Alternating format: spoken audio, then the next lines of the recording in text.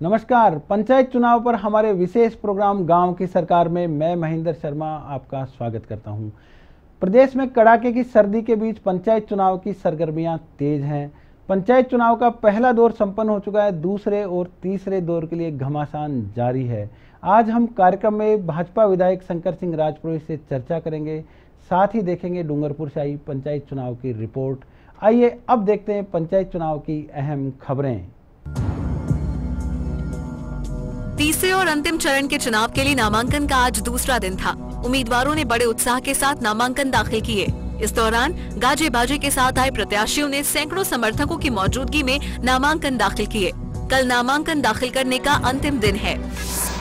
BJP ने पंचायत चुनाव में आपराधिक छवि वाले व्यक्तियों को टिकट देने के आरोप को निराधार बताया। प्रदेशाध्यक्ष अशोक परनामी का कहना है कि चयन समितियों ने मापदंडों के आधार पर पैनल तैयार किए। आवेदन पत्रों के जरिए भी टिकट दावेदारों से संपूर्ण व्यक्तिगत विवरण प्राप्त किया गया था। हमारे पास यदि एक भी ऐसा मामला आया जो आपराधिक छवि के हैं, हमने उनको टिकट नहीं दिया अभी तक। भले ही भाजपा ने नेताओं के परिजनों को पंचायत चुनाव का टिकट नहीं देने का फैसला किया हो, लेकिन ऊर्जा मंत्री पुष्पेंद्र सिंह राणावत की मां सरपंच चुन ली गई हैं, क्योंकि सरपंच के लिए पार्टी टिकट की जरूरत नहीं होती है। उधर डूंगरपुर बांसवाड़ा सांसद मान शंकर नेनामा के पुत्रवधू सरपंच का चुनाव हार गई हैं। कांग्रेस प्रदेशाध्यक्ष सचिन पायलट 2 दिवसीय चुनावी दौरे के तहत जैसलमेर, नागौर और जोधपुर के दौरे पर रहे। इस दौरान पायलट ने जनसभाओं को संबोधित किया। ओसिया में पायलट के साथ लीला मदेरणा और दिव्या मदेरणा जैसे कई नेता मौजूद रहे। करौली के नारायणा में कल 5 सरपंचों के लिए पुनर्मतदान होगा। यहाँ रविवार को बदमाशों ने मतपेटी में स्याही डाल दी थी। इस दौरान पथराव भी हुआ, जिसके बाद यहाँ दोबारा मतदान करवाने के आदेश दिए गए हैं। सीकर के नीमका थाना स्थित दयाल का नांगल ग्राम पंचायत में ग्रामीणों ने चुनाव का बहिष्कार कर दिया। किसी भी ग्रामीण ने पंच और सरपंच के लिए नामांकन दाखिल तक नहीं किए। वहीं लक्ष्मणगढ़ पंचायत समिति के राजास गांव में ग्रामीणों ने मतदान कर्मियों को बंधक बना लिया। ग्रामीणों ने मतदान कर्मियों पर मतगणना में धांधली का आरोप लगाया है। दौसा में भांडारेज में 2 प्रत्याशियों के बराबर मत आने के बाद पर्ची से चुनाव को लेकर 2 पक्ष आमने सामने हो गए। बायतू की गेड़ा तहसील के चिबी गांव में चुनाव परिणाम के बाद 2 गुट आपस में भिड़ गए। दोनों गुटों ने एक दूसरे पर पथराव कर दिया। टोंक की निवाई पंचायत समिति के खंडवा में सरपंच चुनाव में विजयी प्रत्याशी के पक्ष में मतदान किए जाने को लेकर पराजित प्रत्याशियों ने एक परिवार पर हमला कर दिया। दौसा में पंचायत समिति सदस्य के लिए सास बहू ने एक साथ नामांकन दाखिल किए। वर्तमान जिला प्रमुख कल्ली देवी मीणा और पुत्रवधू मनीषा मीणा ने अलग अलग वार्डों से नामांकन पत्र दाखिल किए हैं। यदि यहाँ कांग्रेस का बोर्ड बनता है तो देखना होगा कि जिला प्रमुख की कुर्सी पर सास बैठती है या बहू। कार्यकाल पूरा होने के चलते 492 ग्राम पंचायतों में चुनाव की तिथियां बदल दी गई हैं। यहाँ तीसरे चरण में चुनाव होने थे, लेकिन संशोधन के बाद अब इन ग्राम पंचायतों में 21 जनवरी को चुनाव होंगे। प्रथम चरण के पंच सरपंच के चुनाव संपन्न होने के बाद आज इन ग्राम पंचायतों में उप सरपंचों के चुनाव हुए। अधिकतर ग्राम पंचायतों में उप सरपंच निर्विरोध चुने गए। डूंगरपुर में जिला प्रमुख और उप प्रमुख के भावी दावेदारों की स्थिति साफ हो गई है। आइए देखते हैं डूंगरपुर से हमारे संवाददाता अखिलेश शर्मा की एक रिपोर्ट। डूंगरपुर जिले में पंचायत चुनाव के तहत 2 चरणों में होने वाले चुनाव के लिए सभी 10 पंचायत समितियों के लिए तस्वीर अब साफ हो चुकी है। अब प्रमुख राजनीतिक दल कांग्रेस और भाजपा पंचायत चुनाव में अपना परचम फहराने के लिए गांव में जाकर जनता से अपने अपने प्रत्याशियों को जिताने में जुटे हैं। जिले में वर्ष 1959 से आज तक जिला परिषद पर कांग्रेसी परचम लहरा रहा है। इस बार भाजपा जिला प्रमुख की सीट हथियाना चाहती है, जबकि कांग्रेस अपना कब्जा बरकरार रखना चाहती है। डूंगरपुर जिला प्रमुख की सीट एसटी वर्ग के लिए रिजर्व है। शैक्षणिक योग्यता लागू किए जाने के बाद अब पुराने नेताओं की जगह नए युवा चेहरे सामने आए हैं। भाजपा से नानूराम परमार, माधवलाल वरहात, मगनलाल गमेती के नाम चर्चा में हैं। नानूराम परमार सीमलवाड़ा पंचायत समिति के प्रधान हैं और विधानसभा चुनाव में परमार ने 84 विधानसभा क्षेत्र से विधायक के लिए दावेदारी जताई थी। भाजपा ने नानूराम को वार्ड संख्या 14 सीमलवाड़ा से मैदान में उतारा है। माधवलाल वरहात बिछीवाड़ा मंडल अध्यक्ष हैं और पूर्व में मेवाड़ा पंचायत सरपंच भी रह चुके हैं। जिला परिषद चुनाव के लिए भाजपा ने माधवलाल को वार्ड संख्या 4 थाना से टिकट दिया है। मगनलाल गमेती को बिछीवाड़ा क्षेत्र से भाजपा के कद्दावर नेता में गिना जाता है। गमेती छापी पंचायत से लगातार 2 बार सरपंच बने हैं। गमेती वार्ड संख्या 2 से चुनावी मैदान में है। कांग्रेस की बात करें तो भगवती लाल रोत, मनोज आमलिया और रतन देवी भराड़ा जिला प्रमुख के दावेदार बताए जा रहे हैं। यदि कांग्रेस का बोर्ड बनता है तो एक बार फिर से रोत को जिला प्रमुख की कुर्सी मिल सकती है। मनोज आमलिया कांग्रेस से पूर्व मंत्री रहे गोविंद आमलिया के पुत्र हैं और आमलिया सीमलवाड़ा पंचायत समिति की रास्तापाल पंचायत से लगातार 3 बार सरपंच हैं। राजनीतिक पृष्ठभूमि और युवा होने के नाते मनोज आमलिया का नाम भी जिला प्रमुख के लिए चर्चा में है। रतन देवी भराड़ा वर्ष 2000 से 2005 तक जिला रह चुकी हैं। पिछले विधानसभा चुनाव में बागी होकर चुनाव लड़ने के बावजूद कांग्रेस ने रतन देवी को इस बार टिकट दिया है। उप जिला प्रमुख की बात करें तो कांग्रेस से प्रेम कुमार पाटीदार का नाम सबसे आगे बताया जा रहा है, क्योंकि पाटीदार लगातार 3 बार उप जिला प्रमुख रह चुके हैं। भाजपा से आसपुर मंडल अध्यक्ष बेलजी पाटीदार और पूर्व जिला महामंत्री सुरेश फलौजिया के नाम भी उप जिला प्रमुख के लिए चर्चा में है। पंचायती राज का सवाल आज तक हमारा कब्जा बरकरार है और अब की बार हमारा टारगेट 10+1 है, यानी 10+1 11 सीटें पूरे हम कब्जा करेंगे और कोई कारण नहीं है। जनता में इतना भारी आक्रोश है कि कब वोटिंग का दिन है और किस चीज भाजपा का सुपड़ा साफ कर दे, लोगों का बड़ा आक्रोश है। और मैं विश्वास दिलाता हूं हमारे प्रदेश नेतृत्व को कि हम इस बार 10 पंचायत समिति में प्रधान और जिला प्रमुख बना करके पंचायत राज में इस बार एक सुनहरा एक इतिहास रचेंगे कि पंचायत समिति, जिला परिषद, विधानसभा और देश की सरकार भारतीय जनता पार्टी की होगी। बहरहाल डूंगरपुर जिले में पंचायत चुनाव के तहत दोनों ही प्रमुख दल अपनी जीत के लिए चुनावी बिसात बिछा चुके हैं। अब देखना ये है कि कांग्रेस जिला प्रमुख सीट पर कब्जा बरकरार रखकर रिकॉर्ड कायम रख पाती है या विधानसभा और लोकसभा चुनाव में मिली सफलता से उत्साहित भाजपा पंचायती राज में भी सेंधमारी कर नया इतिहास बनाती है। पंचायत की सियासत का सफर जारी रहेगा। अब हमें लेना होगा एक ब्रेक, फौरन हाजिर होते हैं।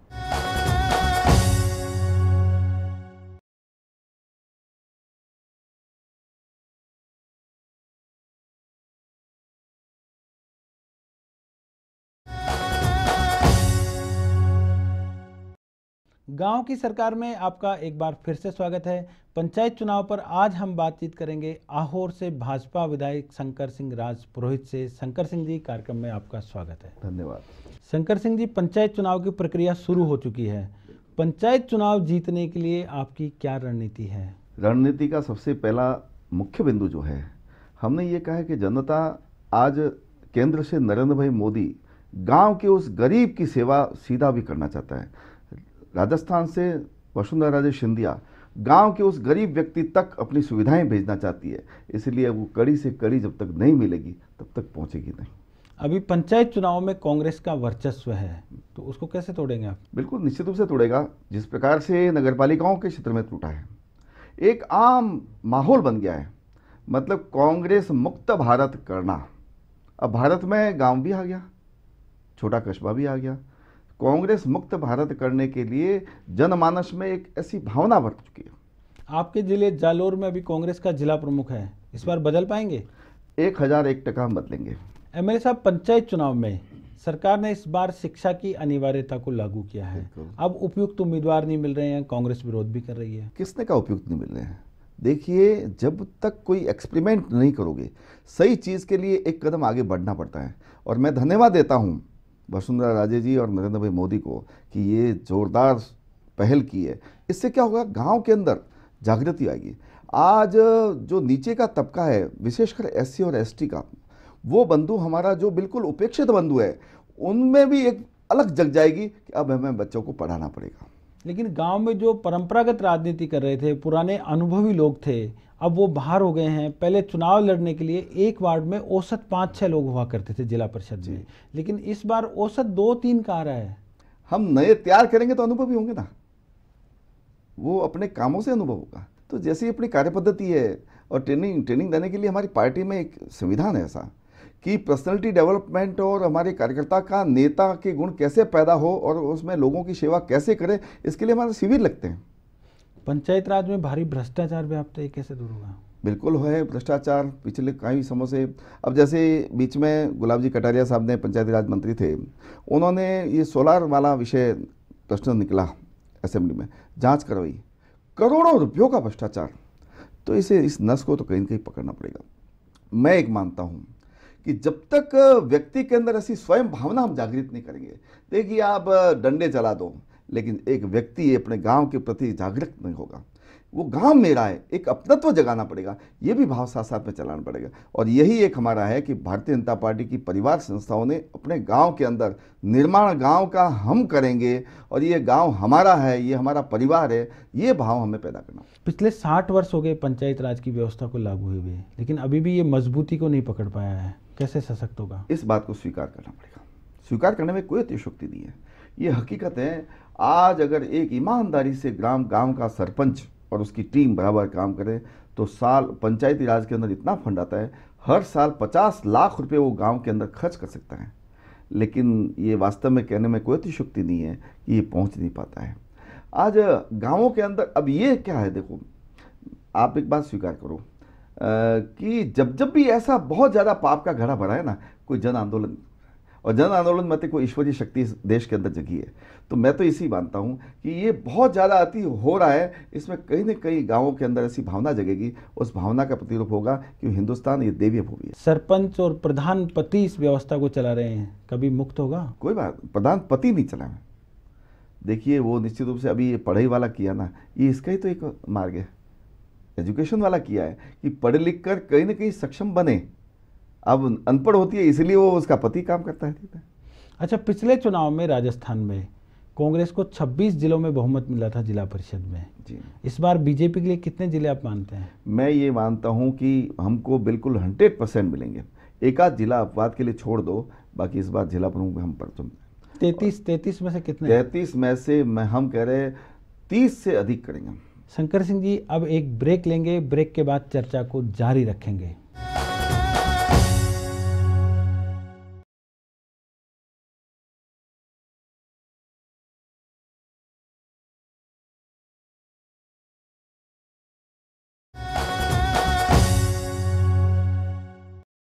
ब्रेक के बाद आपका एक बार फिर से स्वागत है। शंकर सिंह जी, आपकी पार्टी ने इस बार एक नियम बनाया था कि पंचायत चुनाव में नेता अपने रिश्तेदारों को चुनाव नहीं लड़ा पाएंगे। बहुत जगह आपने पालना भी की, नाथद्वारा के विधायक कल्याण सिंह जी की पुत्रवधू ने फार्म भरा था, उसको वापस भी करा लिया, लेकिन कई जगह इस नियम की अवहेलना हुई है। अपवाद के तौर पर कभी कभी क्या होता है, जैसे SC/ST के तबके के अंदर हमें वहाँ पर कोई ऐसा जवाबदेही नहीं मिला, तो वहाँ पर कहीं न कहीं विशेष परिस्थितियों में नेता लोग जो है अपने हमारे जो नेतागण हैं वो निर्णय लेते हैं, तो उसे हमें मान्य करना है। बहुत सारे नेता नाराज हैं इस बात से कि आप उनके परिजनों को चुनाव नहीं लड़ने दे रहे। होते हैं दोनों नाराज, ये तो ऊपर से धार चली है। अब इसमें क्या होता है, कभी कठोर निर्णय करने के लिए आज कार्यकर्ताओं के मन में, आज 25 वर्षों से कार्यकर्ता अपनी जाजम बिछाता है, क्या वो जाजम बिछाता रहेगा? उसको भी चुनाव लड़ने की मनसा रहेगी। अब परिवार के परिवार लड़ते रहेंगे तो फिर कार्यकर्ता का कब समय लगेगा? पंचायत चुनाव में इसका नुकसान नहीं होगा? नहीं होगा नुकसान। देखिए, एक बार एक किसी नियम को बनाने के लिए आप एक मान के चलो, थोड़ा बहुत नुकसान सहन भी करना पड़ता है, लेकिन आगे जाकर वो बहुत बढ़िया काम करता है। पिछले विधानसभा चुनाव में आपने रिश्तेदारों को टिकट नहीं दिया जो सांसद बन गए थे, इसलिए आप नसीराबाद में, वैर में और सूरजगढ़ में चुनाव हार गए। उसका निर्णय ये हुआ, हारे वो अलग परिस्थितियाँ कैसे हारे, रिश्तेदारों के कारण नहीं हारे, कोई परिस्थितियाँ हुई होगी वहाँ लोकल, कभी कभी कुछ परिस्थितियाँ ऐसी हो जाती है, लेकिन उस काम को निर्णय के अंदर नगरपालिका चुनाव में हुआ, उसको कार्यकर्ताओं ने प्रतिशत दिया। नहीं, लेकिन ये 3 जो उपचुनाव हारे उसमें तीनों जगह के जो विधायक MP बने थे वो अपने रिश्तेदार के लिए टिकट मांग रहे थे और आपने उनको टिकट नहीं दिया तो वो निष्क्रिय रहे। मैं कह रहा हूँ किसी नियम को बनाने के लिए कठोरता लानी पड़ती है। अब वो कठोरता लाई तो उस कठोरता में एक बार नुकसान होगा, लेकिन दूसरी बार फायदा, नगरपालिका चुनाव ये फायदा मिला हमको। शंकर सिंह जी, पंचायतों में जो काम होते हैं विकास के, उसके लिए कोई निर्धारित गाइडलाइन नहीं है, इसलिए कई बार एक काम को करते हैं, फिर तोड़ते हैं, फिर बनाते हैं, तो उससे बड़ा भारी रेवेन्यू का नुकसान होता है। इसमें कैसे सुधार हो सकता है? मैं ऐसा मानता हूं, अधिकारी वर्गों ने भी नीचे से फीडबैक लेनी चाहिए, गांव के उस व्यक्ति से फीडबैक आ जाए और उसके बाद में कुछ मास्टर प्लान बन के गाइडलाइन बन जाए। एक गांव के अंदर जैसे 10 सुविधाएं हैं, मूलभूत सुविधाएं 10, अब 10 सुविधाओं को 1 बाय 1 क्या करेंगे? नहीं तो होता क्या है, एक सड़क बनी और उसके बाद में किसी इलेक्ट्रिक लाइन या केबल को डालने के लिए सड़क वापस तोड़ दी जाती है या उस नाली के लिए तोड़ दी जाती है। तो कम से कम वो बनने के लिए उसका मास्टर प्लान बन जाए। इसी तरह से मैंने इस बार आहोर के अंदर एक मास्टर प्लान तैयार किया है कि उसमें मूलभूत सुविधाएं और स्टेप बाय स्टेप कब क्या करेंगे ये हमने तय किया है। तो पूरे राजस्थान के लेवल पर मेरा तो निवेदन ये है, और हम सरकार से भी निवेदन, माननीय पंचायती राज मंत्री सुरेंद्र जी गोयल और सब माननीय मुख्यमंत्री महोदय से भी निवेदन ये है कि पूरे राजस्थान का मास्टर प्लान बनाएं। मास्टर प्लान के तहत उस गांव की जनसंख्या को देखते हुए उसकी आवश्यकता है नंबर 1, नंबर 2, नंबर 3, नंबर ऐसे इस प्रकार से ले लें, और 1 नंबर पे क्या प्राथमिकता रहेगी वो करते करते नीचे आए, जिससे कल को 5 नंबर की मूलभूत सुविधा को लेने के लिए 1 नंबर को तोड़ना नहीं पड़े। तो ये एक व्यवस्थित चले जिससे पैसे का एक उसका कहना चाहिए कि नुकसान न हो, और सुविधा का पूरा रूप, भाई एक सीसी सड़क बनी है तो सीसी सड़क की उम्र कम से कम 20 वर्ष तो होनी चाहिए। अब आप 2 वर्ष में तोड़ दोगे तो पैसा तो गया ना, जनता का पैसा है, इसलिए कहीं ना कहीं उपयोगिता। अब उस उपयोगिता के लिए मेरा ऐसा मानना है कि एमएलए ने गांव के अंदर जाकर गांव के लोगों के बीच में बैठकर उनकी भावना, ये भाई ये गांव आपका है, बोलो क्या करें, वो फीडबैक हम सरकार के पास भेजें और उसके अंदर से फिर कोई ना कोई चेंज करके और एक मास्टर प्लान तैयार हो जाए, उसके आउटलाइन बन जाए, गाइडलाइन। शंकर सिंह जी, बातचीत को यहीं विराम देंगे। आप कार्यक्रम में आए इसके लिए आपका धन्यवाद। तो ये थे आहोर से भाजपा विधायक शंकर सिंह राजपुरोहित। अगले कार्यक्रम में फिर एक नए मेहमान के साथ मिलेंगे, तब तक के लिए नमस्कार।